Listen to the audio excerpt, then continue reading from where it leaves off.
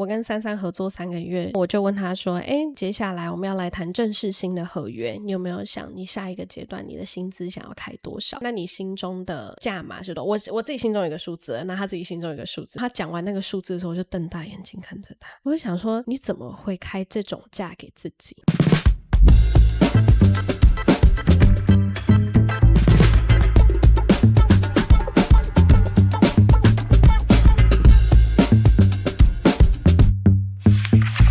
因为其實我這個主題是不會有開場的，很好，对，因為我覺得開場會有一種我必須得要換身份跟角色的那種感覺，我希望它是自在的。不過我也很好奇，就是為什麼你會想來上我們 podcast？ 因為就邀請我來，都不會拒絕，是不是？沒有，當然是就覺得應該要來，就沒有，對，確實各種原因。你感受到的原因是什麼呀？我覺得就是月月在做的事情是很棒的事情，然後在我們對談之中有好的內容可以分享給大家，我很樂意。然後我非常謝謝你邀請我來。沒有，我那時候會想要邀請你，其中一個原因也是因為我覺得它是一個直覺，然後我覺得很有趣，因為在你身上它有很多的未知，原因是因為我不認識你，可是我也連接不到你，就是我指的連接不到你，指的是我現在開通就可以連接了，是不是？可能我這方面的界限很強，太強了，這樣子，經過我同意才可以讀，這樣。就是我在你身上沒有看見我們的共鳴點，可是我剛剛前面跟你對話的時候，我找到原因了。我覺得好像是時間未到，在那個時候。你說我們第一次見面的時候，對，我那時候第一次見面的時候，我一直在感受我們倆的共鳴點在哪裡，然後我還沒有找到那個共鳴點，或者是火花，或者是一種哇哦的那種感覺有點像是我們兩個彼此都在各自的人生裡調頻當中，所以我們還沒有在那個頻率裡面對上。然後我整理完了，你整理完了，好像這個 moment 就被湊在一起了。對，前面你剛好跟我分享你前面整理東西，其實我蠻想知道你整理了什麼耶。因為我覺得這是很值得跟大家分享的事情啊，其實說療癒師不能混亂。對，每天都很混亂。對啊，你前陣子整理了什麼？我到現在還在整理。但你現在最大的體悟跟領悟是什麼？就是我回到剛剛我們討論到的界限，我是一個相對非常沒有界限的人。那我覺得這也讓我可以接觸到非常多的人。可是我就會很累。可是我沒有意識到我很累，因為我可能就是這樣活了35年。然後直到有出現很好的緣分跟我說，你是一個很棒的人，你為什麼會被這樣對待？已經不是一個人在跟我講了，到底發生什麼事情？我之前也是我媽一直天天跟我講說，寶貝，你就是一顆寶石跟鑽石，為什麼你身邊出現一些蒼蠅，你都沒有發現他們是蒼蠅，或是吸血鬼之類的？對，我去年最大在整理的事情也是這件事情。我媽以前就一直跟我講說，你值得，你值得，然後我心裡就會覺得說，對啊，我知道我值得啊，所以我很愛我自己啊。然後是直到我過了那一些混亂，穿越後到現在，我才發現過去的我對於我值得的這個想象的概念是在於我對我自己很好，可是我沒有允許別人對我好的這件事情，所以變成是我一直在對別人好，然後我以為這個是我很愛我自己，愛很滿的時候滿出來給出去的，但我給出去的東西是不對等的交換，所以它會有隱形的不舒服回流到我的身上，可是我沒看見，因為我一直專注在給予，跟我認為我很愛我自己，然後直到回流的負能量在我身上卡住，各種混亂的時候，你終於必須得看清的時候，就一次爆炸，然後就砰 OK， 所有的關係都結束了。什麼人際關係啊、愛情啊、友情啊、親情啊，全部都又在切，直到你真的看見。我現在對於邊界感跟界限的定義，我發現已經不再是我很愛我自己，然後我可以給予給別人，而是我很愛我自己，然後他值不值得我給予，我會學會耐心跟等待跟信任。這個過程磨了之後呢，其實時間會告訴我答案，等到那個時候才是对等的交換。所以我以前是不願意等待調頻的。我就覺得沒事啊，你現在氣場亂亂沒關係，我可以拯救你。我可以幫助你。我可以把我的光照亮你，你就有力量了。那你有力量的時候就跟我對等了。我後來發現不是這樣的，我才發現到說真正的對等是我不用給你光，你會看到我的光，而自己想辦法靠近我，没錯，然後長出了力量跟我調頻。這是我對於界限跟邊界感現在的理解。你自己呢？我覺得我也走過這個，我覺得可能大部分或是幾乎我覺得開始在愛自己這個課題的人一定會面臨到這個狀態。對，然後我覺得就是我觉得跟我能很共感剛剛講的事情，就是我們會有聖母病啊。對啊，有病欸。然後我覺得身體很重要，就是身體其實會很明確知道跟你說你真的沒辦法了。對，可是因為你知道年紀到了你就觉得這樣好像真的不行。然后我自己對於愛自己這個課題，我上課的時候常常講，然後我就覺得最後我才發現我其實不知道我們會把重點放在愛這個動作。就是覺得我要做一些事情，然後我就發現最後是我根本不知道我自己是誰，我到底喜歡什麼的時候，我到底喜歡吃什麼不喜歡什麼的時候，我喜歡誰靠近我誰不要靠近我，這其實我不清楚，因為我們全盤接受嘛。对，所以當最後我才發現我要去認識我自己到底喜歡不喜歡需要不需要什麼，我才有知道我要怎麼樣對待我自己。然後就像我也覺得以前我也很想要幫助別人，最後我就發現我只要幫助好我自己，本身就已經在幫助很多人了。對啊，真的是对，就這樣就可以了。因為對我來講，我沒有更多需要跟別人講說我怎麼幫助別人，好像是這個課題是最重要的。對，沒錯。因為我覺得有些聽眾應該不知道，就是兔兔其實本身是一個薩滿療癒師，也是一個頌缽療癒師。他自己在做療癒師之前，其實做了很多不一樣的事情。你可以跟大家分享你是怎麼一步一步成為現在這個狀態的嗎？這也是我覺得現在我常上課跟大家講說，大家好像很想要有一個清點，就是說你那個 moment 很特別，所以你才踏上這條路嗎？其實蠻還不需要，就不需要這種東西。好普通哦，有一天就覺得我幹嘛？奇怪，莫名其妙。所以每一個人就是都很特別，所以每一個人都很不正常。那大家每一個人都很不正常，就大家都很正常。对，是的。我做了很多的神奇的工作，然後我從以前到現在都會知道，我可能做的工作應該市面上沒有，所以我要去創造那個工作。然後我覺得我現在遇到的人，我也都在跟他分享這個概念，然後我們也在開始創造這個工作。而跟 AI 出現，就是要讓我們可以開始做真正想做的事情。然後所以我在年輕的時候是個憤青。我就是在立法院住了30幾天的那個憤青，可是我是小白，然後所以我覺得人生，我覺得對台灣我有一種，我好像得到非常多，我有就是要回，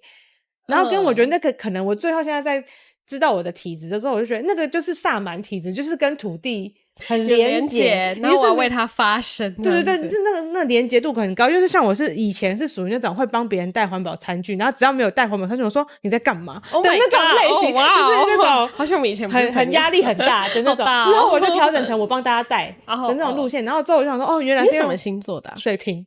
那你上升什麼？應該是巨蟹之類的，我沒有在研究。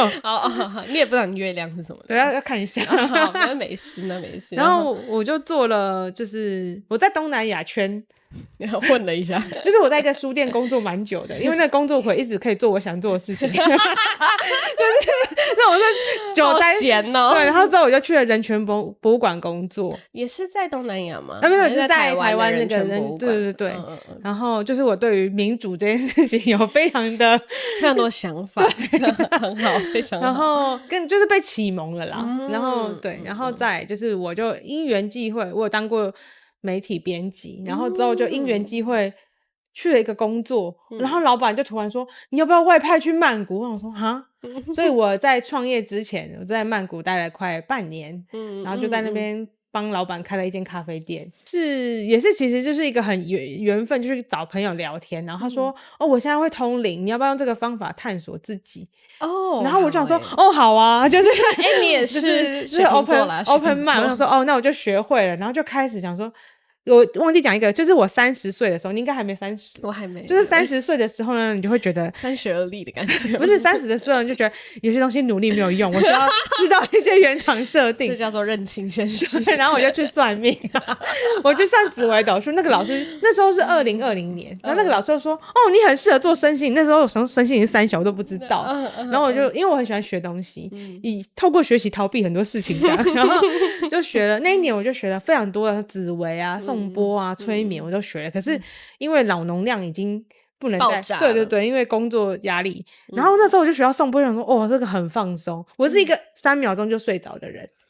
沒有什麼失眠的問題。然後我就上課的時候就覺得怎麼修復力這麼強，其實也是追求一個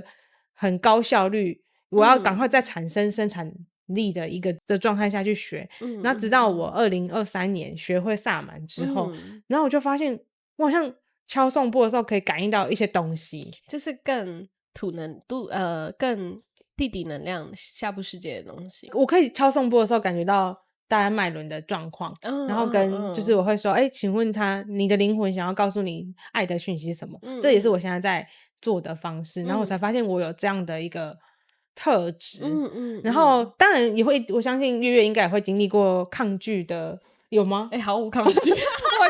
我就抗拒了蠻久的，然後我就因為我是一個講話非常直接，就是身邊只會留下那種可以接受我的那種類型的人，所以當我有這個特質的時候，其實我蠻抗拒的，因為我覺得這個一句話會變得非常的重，那我就是假裝我什麼都不會，可是就是我就假裝不會通靈，然後之後就是我覺得你沒有接受你自己的時候，其實那個能量其實會不舒服，所以現在等於是我在。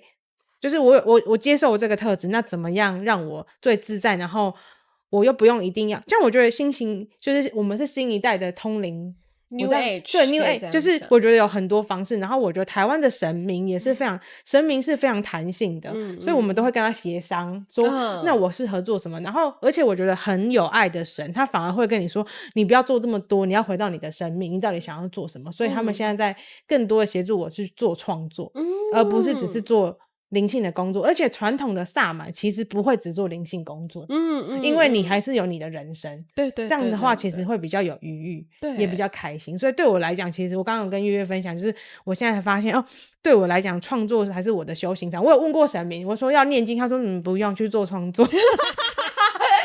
裡想說好險，就是因為可能佛法會是我創作的來源，那創作的過程中我才可以把這些東西運用在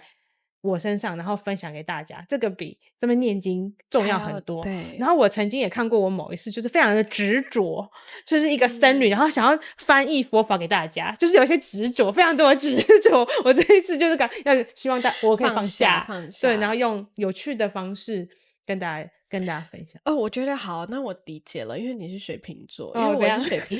因为我是水瓶雙魚。對，反正就是我生日的那一天的那一顆星是在水瓶座。可是呢，到我的時間的時候，過3個小時就變雙魚座了。我承載着很多水瓶的能量，但是我是雙魚座。對，然後我很多顆星都在水瓶。然後我小時候都覺得我自己是水瓶座，我就是死不講我自己是雙魚座這件事。直到就是現在星盤越來越發達，就是它可以巨細靡遺的知道幾分幾分幾秒嗎？可是你媽媽有記得你幾時幾分，越精準，那你就是騙不了人。那你的確那顆星那一天大部分時間是在水瓶座，可是你那個時刻你就是雙魚座。然後後面才承認這件事情，但就接受你是雙魚座。對，因為我對雙魚座有一些批判，以前就是不管是太感性啊，或者是戀愛腦啊，類似這種，我就覺得水瓶座明明就更好玩，我要當水瓶座。突然你說你水瓶座能理解，就是為什麼你要去做創作這件事，因為真的水瓶座它是一個會對於新奇、打破框架，然後跟藝術類非常敏銳的一顆星座的特質，所以也是靜不下來，完全靜不下來。所以別走佛法這一塊，就是你不需要就是很會念經、很會冥想，我們就是動態冥想。沒錯，就是做的時候訊息狂收，就是在做事的時候，反正心是最靜的。所以你的過去生命經驗會連接到，無論是連接到策展人，或者連接到美的事業，或者是憤青，我覺得也是因為那個是你認識世界的方式，你透過這些方式極度的執念，再走到從執念當中破繭而出，變成讓這一些框架被打破，然後一破再破。可是直到現在我有很明確的覺得，我反而是透過敲頌缽，或者是我現在在做的事情，它反而是可以很大幅度的調整區域跟區域，或是更多人的能量。因為如果你想象每一個人都少一點焦慮，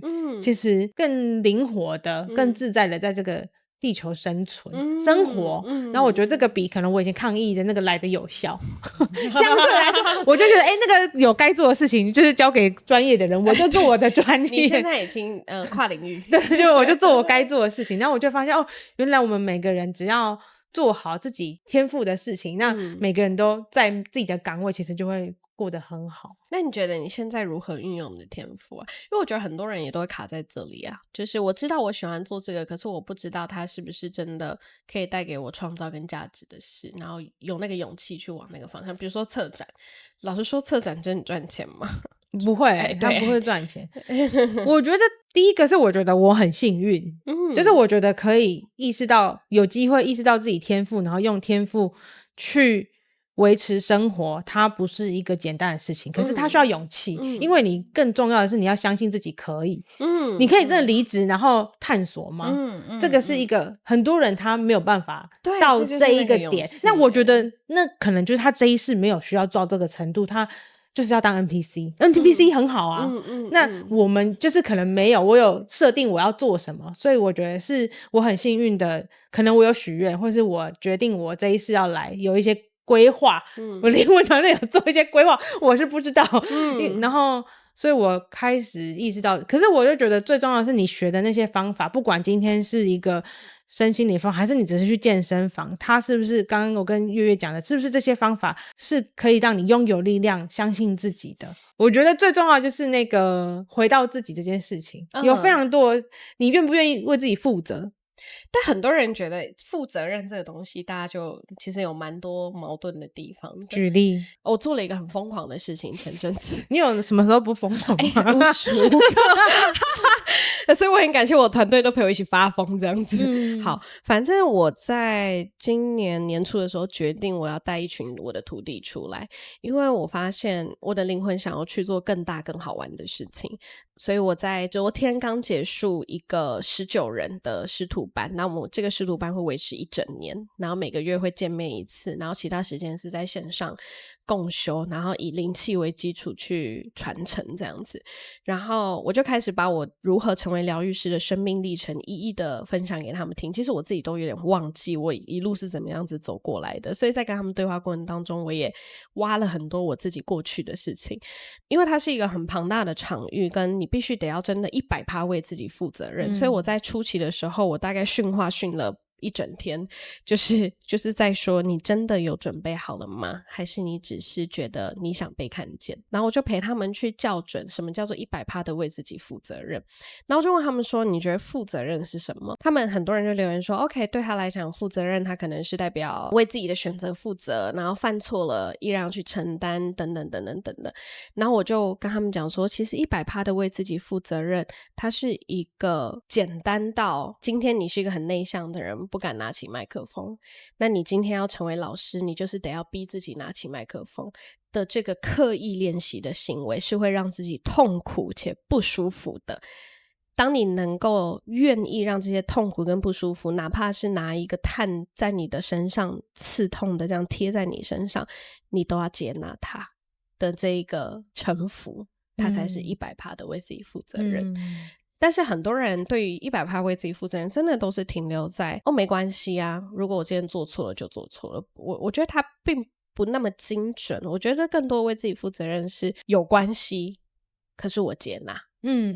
的那一個臣服於所有你內在的神性這件事情。所以很多人為什麼沒有辦法勇敢的離職，勇敢的去知道這就是我不喜歡做的事情，所以我要離開這個地方，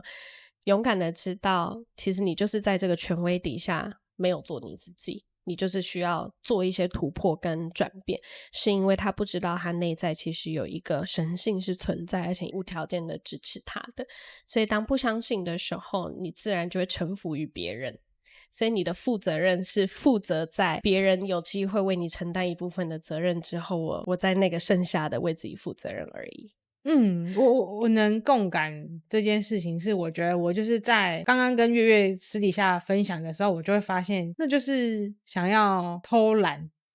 某種程度上我覺得我在靈性上有受傷或是狀態下，其實我就覺得我不想要自己一一的去完成這些東西。然後我好像在一個老師旁邊學，我好像就可以跟那個老師一樣。然後你跟着我，你就會跟我一樣，這也是非常危險。然後我發現說沒有，就是全部都要自己來。就是你可能就是我不知道你的自己來會是怎麼樣，可是我覺得最後就是就像我自己為什麼可能我累世都比較多是佛法的原因，我有問過為什麼，我上次不知道我跟你講，就是我問過為什麼我的主神是彌勒佛，他就說因為我很不喜歡被說教。那我當那個說教的人，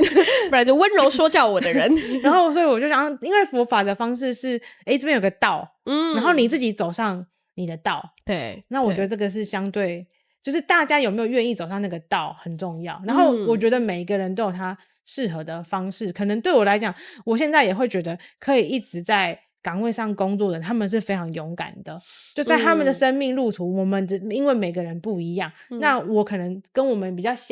有這樣的緣分的人，就是開始走上自己道，那我就覺得這比我以前當上班族好像來得快樂。對，你要不要試試看？對，雖然那你要承擔一些風險，然後我没辦法幫你承擔你的風險，你可不可以？那你試試看。那我就發現，就像你的徒弟也一定是因為你的分享、你的教育，所以他們得到很多的吸收。這樣，对，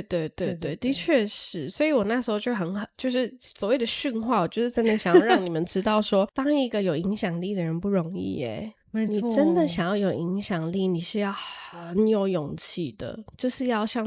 有勇氣脫一層皮，把面具20-30年的面具從你臉上撕開，然後撕開只是第一步，你還要敷藥，你還要重建，然後還要問自己，所以你想長什麼樣子？沒有一個模板，你想長什麼樣子？它是一個很深層的挖掘，所以我覺得每一個能夠做上療癒師的人，他真的都不得了。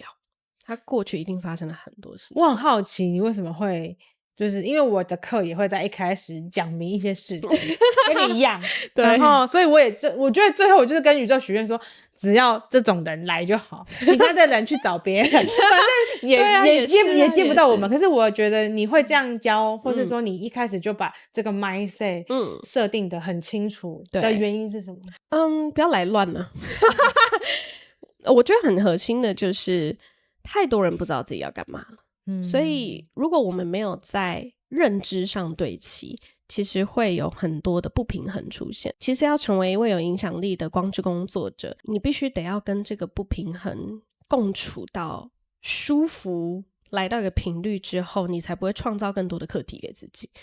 舉例來說，你以為你來我這裡只是要來簡簡單單學靈氣的，殊不知其實是一個更龐大的場域。可是如果我們一開始沒有對齊，我就會開始跟你有一些業力糾纏，所以這是一個很大的界限。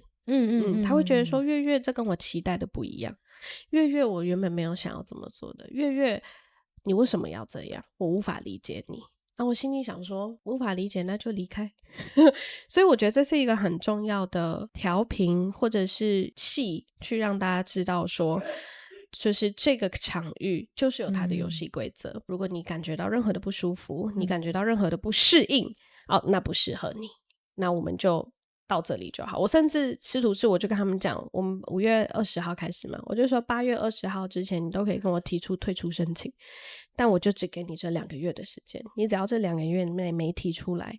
你就要待到最後。但當然如果後面你的心態上有一些不穩定了，你 hold 不住了，OK 我會跟你開啟面談，可是面談完後我覺得你不適合，我也會讓你離開。這個是我覺得很需要做的界限，因為太多人不知道自己要幹嘛了。你自己有遇到很多這樣子的學生吧，就是不知道自己要幹嘛的學生。我觉得我是遇到太多了，所以我現在覺得說我不要跟北七共處。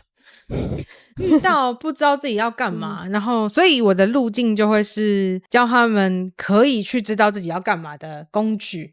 然後就是薩滿，對，然後幫他們確認主神，對，然後所以這個定頻的之下，就是我就我不是輕，就是這個東西的確是輕鬆，這個核心很重要。然後所以他們反而動作都會，我覺得是因為我的學生沒有像你那麼多，就是那幾個，所以那幾個就是非常的niche，非常的niche，然後動作之快跟他們長出的樣子，甚至現在是可以一起工作的。然後我就覺得這樣很好，我覺得很敬佩你，就是要陪一整年這樣。對啊，而且我一開始有沒有開12個，然後莫名其妙變19個。然後這個19這個數字怎麼來的我也不知道，我原本在開18個你知道嗎？因為3的倍數嘛，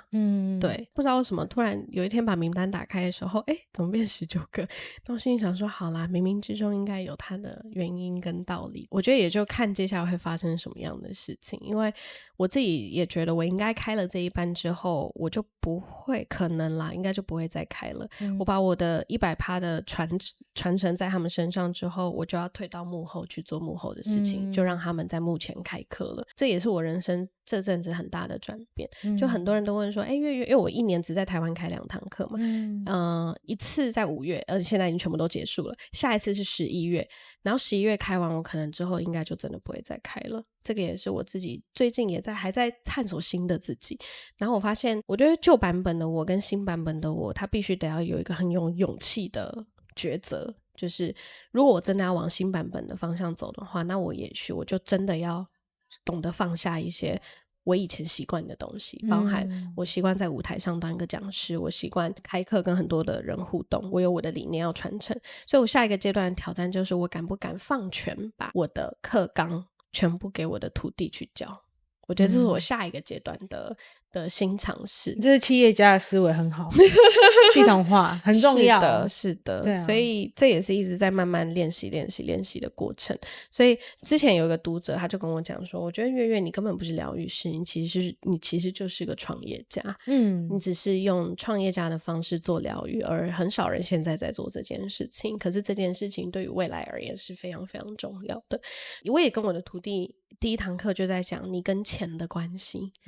你有認清你跟金錢，你對於金錢這個東西是認識的嗎？它至於你而言的價值，這個地球遊戲規則它是如何使用它的？我覺得這是一個蠻重要的觀念。沒錯，因為我們在中部世界，這是最重要。我在這個課題也還在摸索跟探索中。真的耶。那我跟你分享，早上我就跟我們家營運的對話。就早上的時候啊，我跟33合作3個月，試用期到了，在這個月，然後我就問他說，那你接下來我們要來談正式新的合約，你有沒有想你下一個階段你的薪資想要開多少？然後他就說我是想了一下，然後他就想說，我說 OK， 那你心中的價碼是多少？我自己心中有一個數字，那他自己心中有一個數字，那我就說那你來講這樣子。然後他講完那個數字的時候，我就瞪大眼睛看着他。你知道為什麼瞪大眼睛看着他嗎？我就想說，你怎麼會開這種價給自己的那一種感覺？也就是說，我認為他其實值得更多。可是他就是覺得說，這樣就好了。那我就聽他的分析，我就問他講說，那你跟我講講，你為何會這樣為自己定價？然後他定價的模式其實就是非常正常的思維。就是他定價的方式，就是我的能力可能還不夠，或者有些地方需要再進步，所以這是一個我知道我還可以再開得更高，可是我先開這樣子，然後來到我心中好像工作能力匹配了，或者是說那我說工作能力匹配的標準是什麼？做得爐火純青的時候，我就 OK 好，所以你的價錢是至於你配不配上這個工作，不是你自己配不配得上自己嗎？然後就說什麼意思？然後我就舉一個例子給他，我就說錢其實在這個世界上，它是我今天這間公司這個學院付你這個錢，我是要跟你換東西的。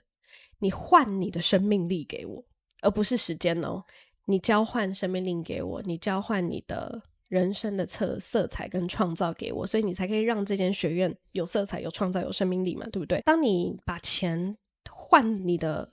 工作能力、換你的時間的話呢，它其實是完全不會滋養到這個學院的。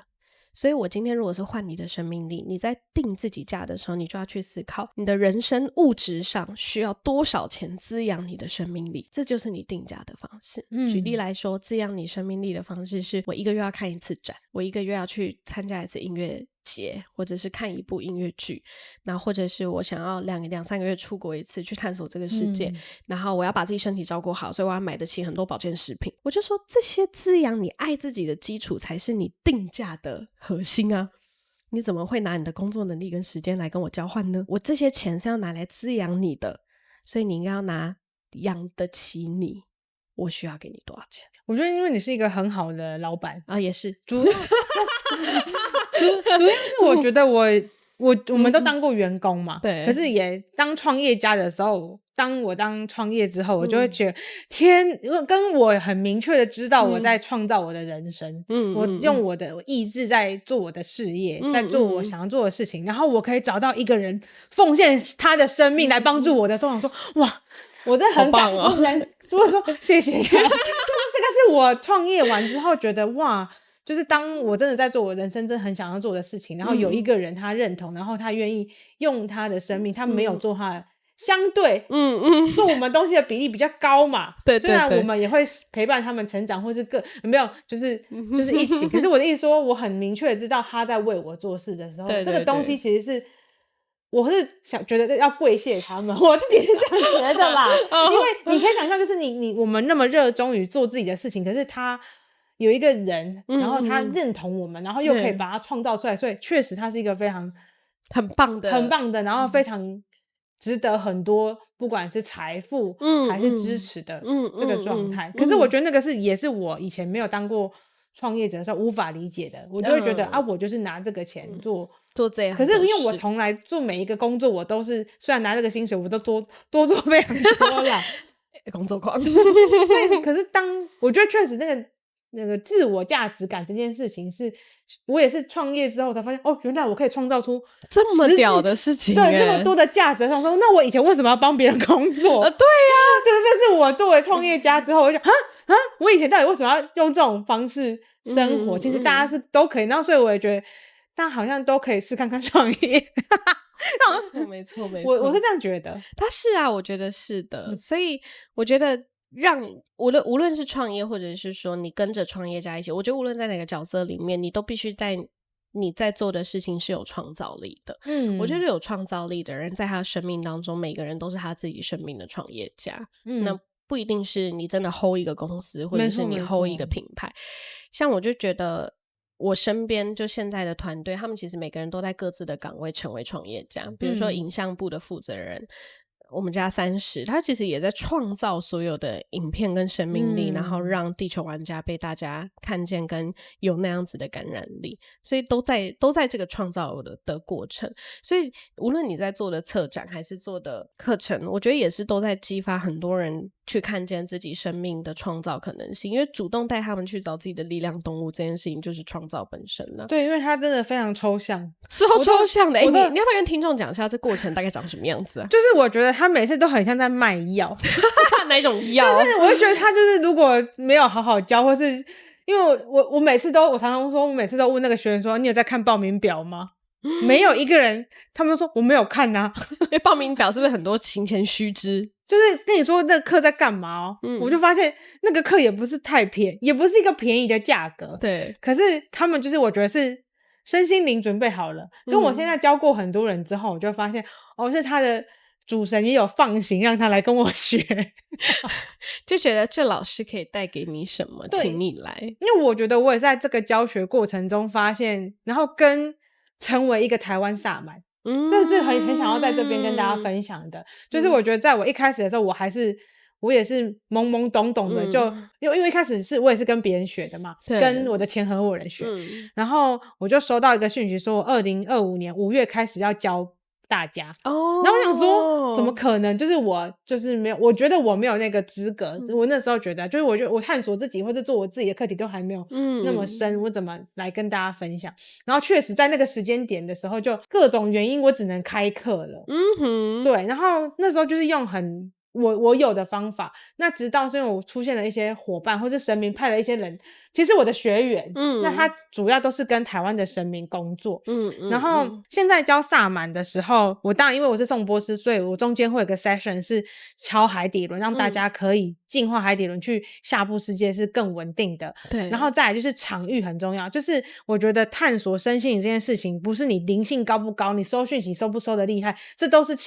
不是最重要的，是你夠不夠安全。我今天想說怎麼講這件事情，就是你去一個旅行，或是你搭一個飛機，你會買保險吧？會啊，你會確定這個安不安全？會，所以你才會做。那你為什麼去靈性學習的時候，你可以都不用有保險？對，你隨便就覺得這個老師可以，你怎麼判定的？然後他怎麼教你？他怎麼幫你開通呢？因為連我也是，就是我以前沒有這個保護，所以你開通之後你會很敏感，你只會更不舒服。然後大家覺得哇，你通靈的，好像你以為通全部的電扇，沒有，你就通某一台而已。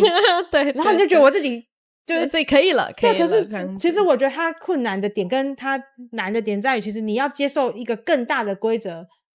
要去尊重一個更大的規則。所以現在我的方式就是薩滿還是非常場域型，所以我們在其他國家可能不能這樣上課。舉例來講，那台灣是因為台灣的道佛教，然後伊斯蘭，然後跟上帝他們整合的很好，所以我的同一場的學員可以是不同信仰的神，他們都會来，他們已經都整合了，他们不會吵架，也不會說我不喜歡在同一場。可是如果在別的國家，他們沒有這樣整合，是不能這樣做的。對，然後像我教課就是除了實體的空間之外，其實有不同的維度，那原本有的存有也會影響到學員嘛，所以就會跟在地的神明請他們幫我們做場域，讓大家是穩定的。所以我的課就是在第一堂課是教力量，都先幫你開某3台，然後確定，而且都是公式。然後你穩定了之後，你再決定要不要往下，不然你一開全部，你就是會變得超敏感。我也是這樣，沒錯，这樣是危險的，真的。所以我也覺得很感謝，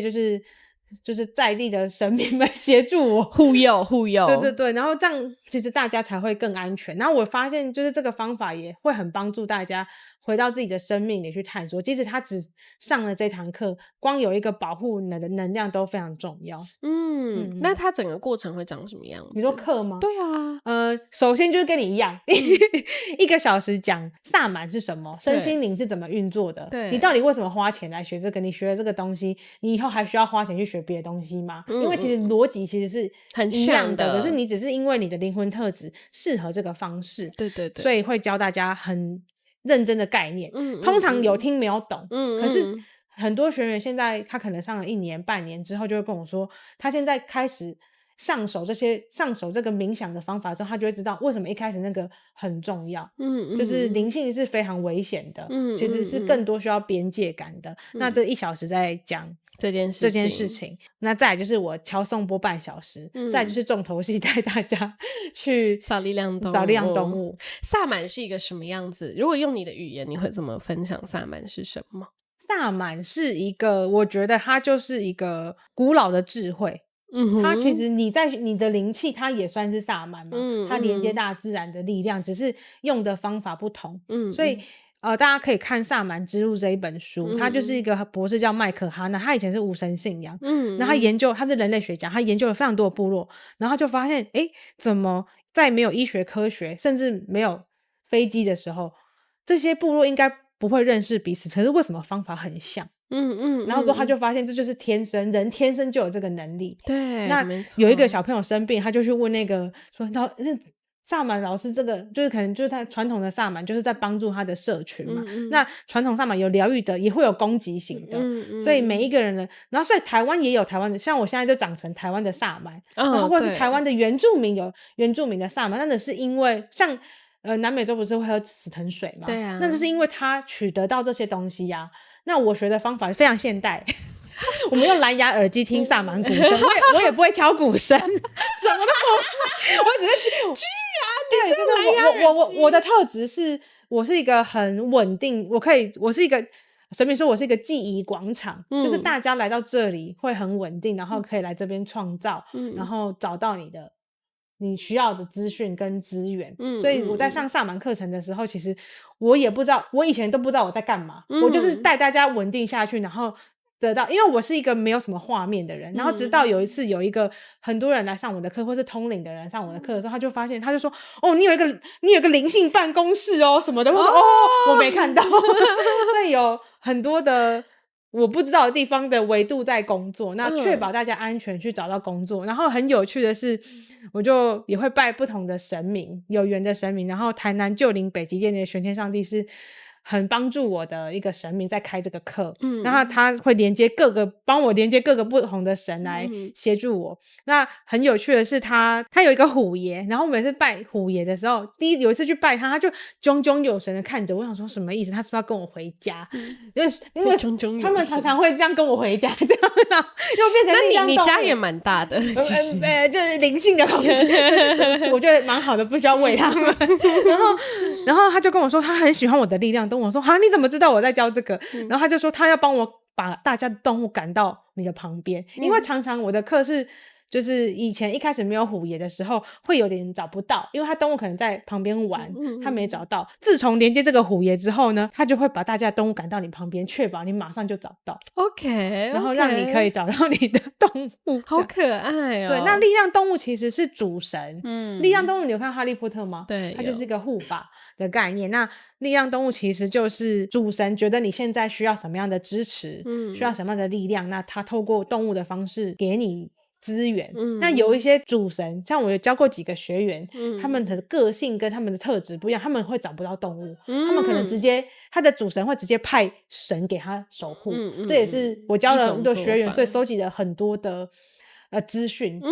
有一個資訊庫這樣。對對對，好可愛哦。那你知道我的力量動物嗎？我不知道，你会看得到吗？沒有，我對於別的興趣沒有那麼有興趣。但通常我都會確定我要讀都要徵得別人同意，這個是很重要的資訊要跟大家講，就是你不能，就是你不要隨便讀別人，也不要，然後還跟對方講，對，這是個很沒有禮貌，就像你直接沒有敲門就直接進人家家一樣，對，然後跟你也要隨時關門，不要一直讓別人进入你家，雙方的，對，這個界限很重要，那你的動物是什麼？我有3隻，也是我自己去找來的，然後我有1隻是鹿。然後另外1隻是兔子，然後第3隻是有1隻鳳凰啦，對，有1隻鳳凰，我剛剛感覺到的是它，對，有1隻鳳凰，然後還有1隻獅子。我剛剛感覺到的是鳳凰，它應該是最主要守護你的，它是最主要守護我的，跟它有點像是我靈性工作的調度員對，他會特別派誰來幫我，誰來幫我，誰來幫我，哪怕他其實也會調度獅子、兔子跟那鹿，然後去在不同的情況下守護，因為他們4個的能量頻率都超級無敵不一樣。對，但我已經很久沒有找他們出來玩了。沒關係，他們會一直都在旁邊。對，就莫名對，我很久沒有主動連接他們了，因為其實我自己也是，我們家族本來就是薩滿家族，然後原住民其實巫祭司的文化一直都有流傳到現在，所以我會說我們家族在做的事情其實就是連接土地，然後尊重土地，我們對於土地的合作有自己的一套方式，然後我也把它稱之為薩滿。所以你有在進行排灣族的沒有，我是布農族是布農族的。你有學？沒有沒有學。可是我覺得很有趣。我在3年前我開始接觸薩滿的時候，我的祖靈在那個時候就真正跟我對接上。對，然後那個時候我的祖靈其實就跟我講一些很明確的事情，是有一些東西需要時間醞釀，所以他給了我一些路徑，讓我去採收一些果實回來，等到果實採集完成，那件事情就會發生，然後預計在2-3年後，所以我現在一直在採集果實的路上。然後我的祖靈其實就幫我連接了很多不同的緣分，包括去年呢，我第一次在澳洲開課，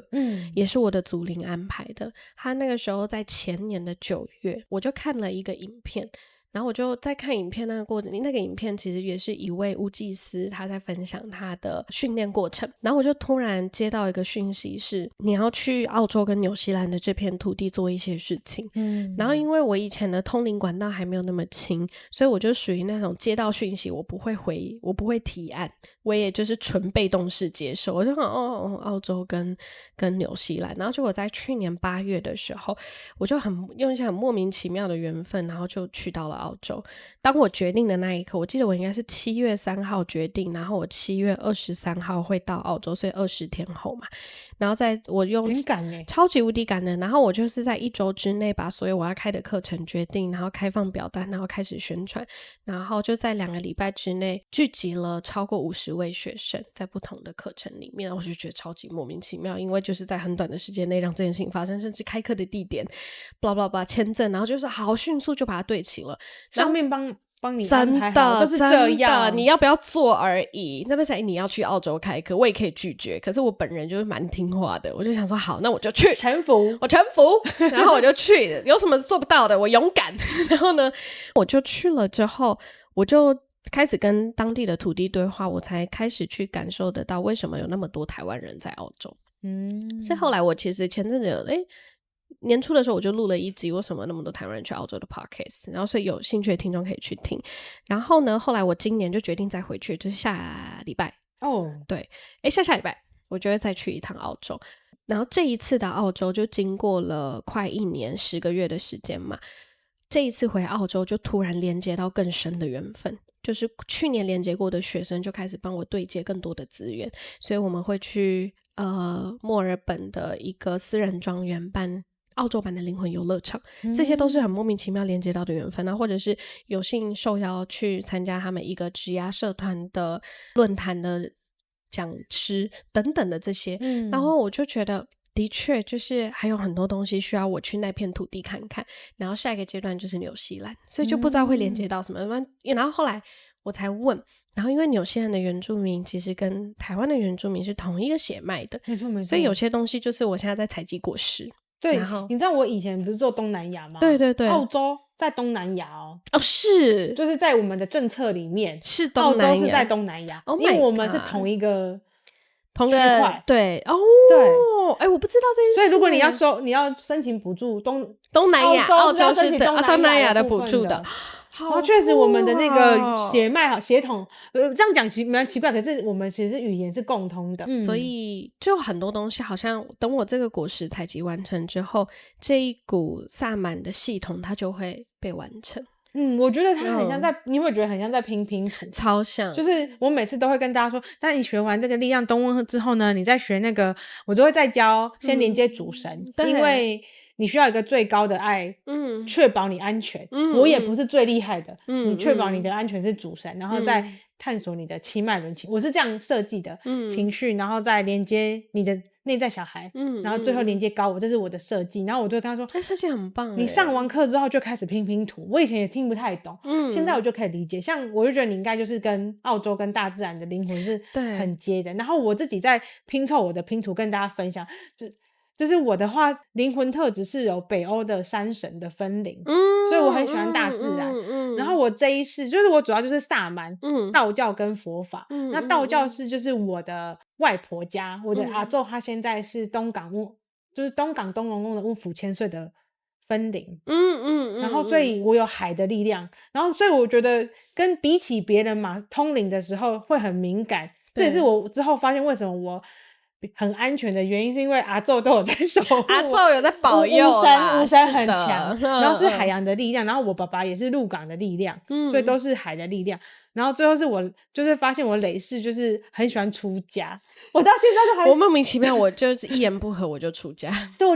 然後我這次也很想出家，然后神明就说沒關係啦，你已經做很多事都這樣，這一次先不用，你這次先去玩啦。然後我就覺得就是我很喜歡佛法，就是我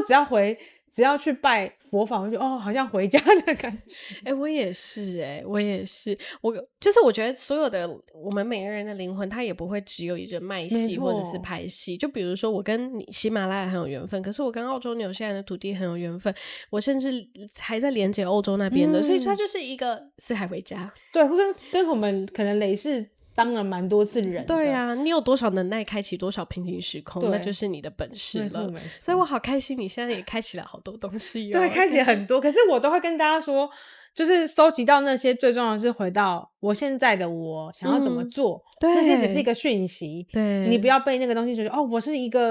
我以前是法老，我以前是什麼貴族，女祭司，那是你以前哦 blah blah， 对，那是你以前，你現在不是。管理員因為我很喜歡跟大家分享我抗拒靈性體質的，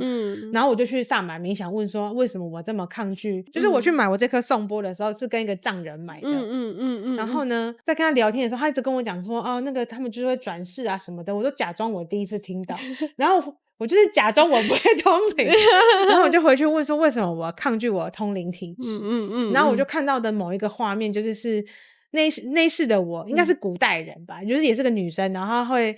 翻譯小鳥的語言，然後我就旁邊有一個男生感覺是個將軍，那我就要翻譯刺探敵情的小鳥回來之後看到了什麼，然後我的理解就是我不喜歡我的靈性體質是因為我覺得我有這個能力會影響很多人的生死，對，我不喜歡，所以这個記憶累積在骨頭裡，或者累積在我還是沒有，這孟婆湯還是沒有洗掉，所以這個東西會影響我現在抗拒我的通靈體質，然後可是就回到現在就覺得我現在不會因為我講一句話，就是我好好講話，並不會影響成這樣，那我這一世我要怎麼做，這是最重要的。真的是，就是你前面不是問我說我沒有抗拒自己通靈嗎？我直覺的答案沒有，可是我發現我在某一個時刻我會抗拒，應該是這樣的講，因為我以前是會讓他們用我的嘴巴講話的。你是機身的體質嗎？不是，是我可以傳訊。那就是機身體質啊，某種程度上我沒有這個體質啦。機身它跟傳訊人又有一個不一樣性，是機身會借你的意識，對，所謂就是你的這個人類意識會被安存在一個空間，然後你整個人的肉身跟意識是主要那個能量是佔領你的嘛，但是傳訊人比較不一樣的事情是你隨時可以拿回主控權，然後你是知道你在幹嘛的，所以你的意識不是退後的，你是跟他共處的，他就是有點調一個頻率，我會就比如說你應該有一個經驗是你跟我講話是這個音頻，可是你要開始上課的時候你會換一個音頻，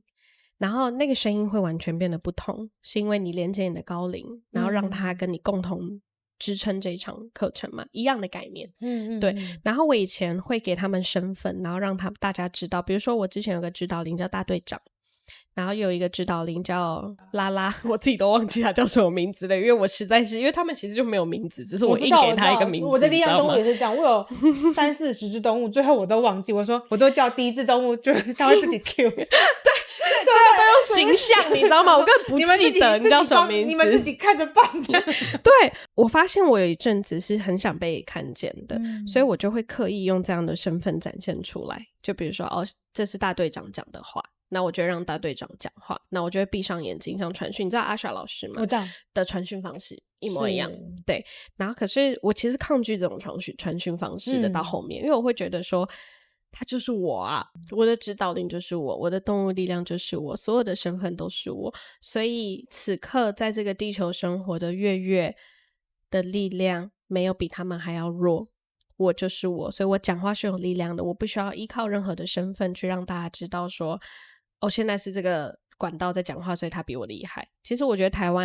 我在台灣有看見這樣子的矛盾感在，所以會特別的崇拜大隊長，特別的崇拜拉拉，然後遇到我的時候就說你可以讓大隊長出來嗎？我心裡想說那就是我啊，我就在你前面啊，所以我有一部分的抗拒是来自於這個，我不想要餵養大家對於這個的崇拜性。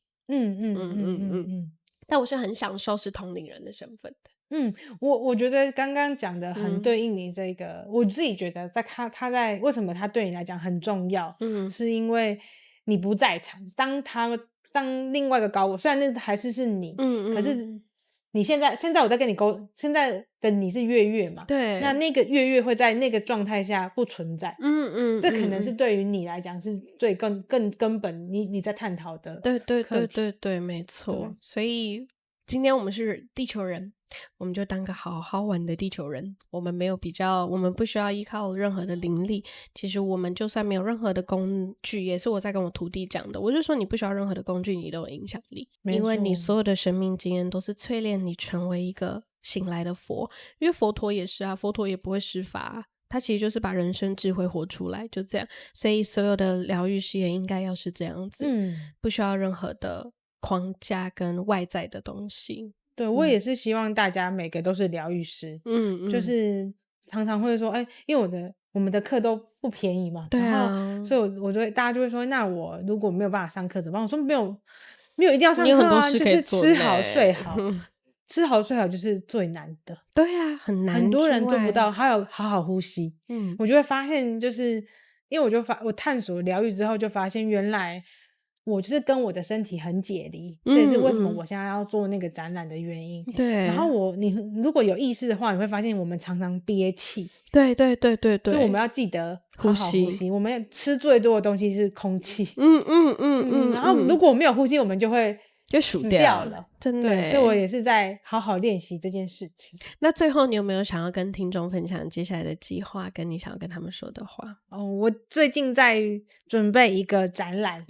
對，然後如果有機會也可以跟月月一起，要一起玩。對，就是回應剛剛的課題，就是我發現我很抗拒跟不喜歡我的身體，然後我現在在練習認識這件事情，然後也透過我的觀察想要分享給大家。那展覽的名稱叫做觀色，然後它其實也是從心經跟佛法的方式去探討，可是我希望它是用當代藝術的方式帶領大家去思考這件事情，然後也邀請了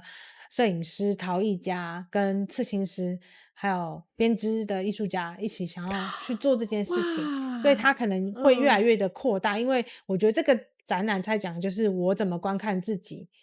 然後就是我覺得最重要的就是我發現就是社會框架很嚴格，可是我們會長出一個比社會框架更嚴格的觀看方式，那我希望大家可以透過這個展覽去看到自己的這個狀態，然後去決定那你要放下的是什麼，或是你想要拾起的是什麼？对，那個東西是一個我不知道那是什麼，所以它會是一個藝術體驗，而不是一個書法作品或是怎麼樣這樣。好棒啊！對，那每一個藝術家他也會根據這個主題去做對應的作品，然後如果有機會我們可以一起做。對呀，可以，因為這跟我們11月要辦的靈性藝術節也有關聯，所以我們之後反正資訊出來了，大家就可以在資訊欄看到我們接下來所有發生的創造跟作品。所以謝謝今天兔兔來，謝謝月月的邀請。對呀，所以我們今天在就是玩家會客室跟兔兔一起聊了有關於他自己怎麼樣子從一個普通的平凡人，甚至是對這個世界跟對這個環境有抱負的一個青年，有理念的青年然後再持續延伸到也許這個很強烈的思想跟概念，它其實是內在有一些聲音跟有一些創造是想要被突破跟被看見的，所以才一直延續到跟東南亞的緣分啊，然後或者是成為一個藝術策展人，然後到現在成為一個頌缽薩滿療癒師，然後最後再把這些過去所發生的東西整合成一個藝術創作跟作品然後再次用不一樣的形式療癒大家。所以很開心兔兔今天來玩，希望大家今天聽完這集 podcast 有對於療癒這個詞有更多不同的想法跟突破一些過往的認知，因為我覺得我們两個都是一個其實不照着這個社會規則走的人，然後在這個突破的過程當中我們也玩出了自己的世界，所以也歡迎大家進入我們的世界去看看我們的世界長什麼樣子。OK， 那我們今天的 podcast 就到這咯，大家拜拜拜拜拜拜拜拜。大家忘記敲頌缽了我們本業是頌缽師啊你今天帶的頌缽是這一顆缽。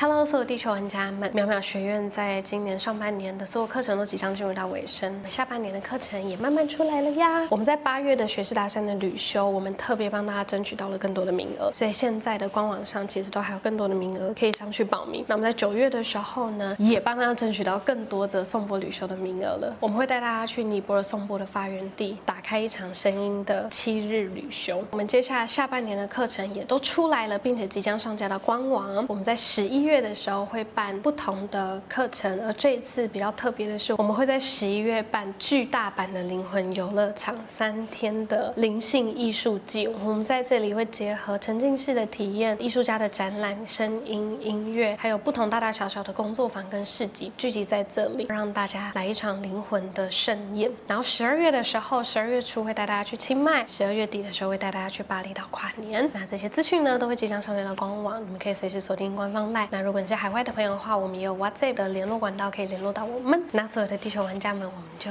下半年見嘍。